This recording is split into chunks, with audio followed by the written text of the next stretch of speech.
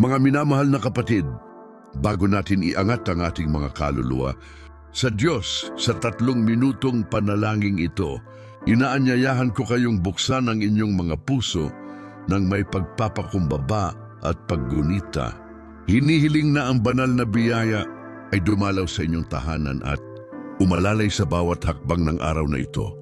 Naway ang pagsusumamo na ito na ginawa ng may taus-pusong pananampalataya ay magbigay sa inyo ng makalangit na proteksyon at ihanda ang inyong espiritu upang tanggapin ang mga pagpapalang nais ipagkaloob ng Panginoon. Nagkakaisa sa harap ng makapangyarihan, simulan natin ang sagradong sandaling ito ng may buong tiwala sa Kanya na hindi kailanman nagpapabaya sa mga tumatawag sa Kanya. Sa pangalan ng Ama at ng Anak at ng Banal na Espiritu. Amen. Panginoong Diyos ng walang hanggang pag-ibig, ngayong umaga ay inilalagay ko ang aking sarili sa iyong liwanag na nagsusumamo na ang iyong pagpapala ay bumaba sa aking buhay at sa aking pamilya.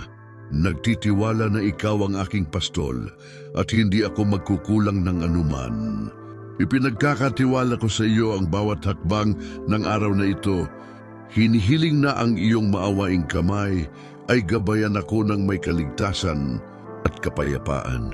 Mahal kong Ama, alisin mo sa akin ang lahat ng pagkabalisa, takot at kalituhan na nagbibigay liwanag sa aking mga iniisip ng katotohanang nagpapalaya. Nagtitiwala ako na ang iyong banal na Espiritu ang magiging aking lakas at aking kalinawan na magpapanatili sa aking puso sa bawat desisyon na aking gagawin. Panginoong Jesus, linisin mo ang aking panloob na sarili mula sa lahat ng kaguluhan at bawat patibong na nagtatangkang maghiwalay sa akin mula sa iyong kalooban. Diyos ng habag, protektahan mo ang aking pamilya mula sa lahat ng kasamaan, nakikita man o hindi. Nagtitiwala ako na ang iyong mga anghel ay magkakampo sa paligid natin, na magdadala ng pagkakaisa at paggaling sa lahat ng kailangan pang ibalik sa loob ng ating tahanan.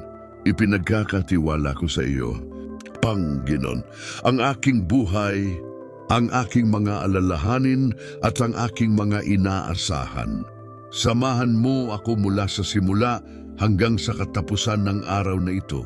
Nagtitiwala ako na ang iyong awa ay nakapalibot sa akin at ang iyong pagpapala ay sumasa akin at sa lahat ng nananalangin ng panalangin ito ng may taus-pusong pananampalataya. Sa pangalan ng Ama at ng Anak at ng Espiritu Santo. Amen. Panghuli at hindi bababa sa mahalaga upang manatili kayong konektado sa pinagmumulan ng biyaya at espiritual na pagkain, pindutin ang buton na like, mag-subscribe sa channel na ito, at i-activate ang notification bell.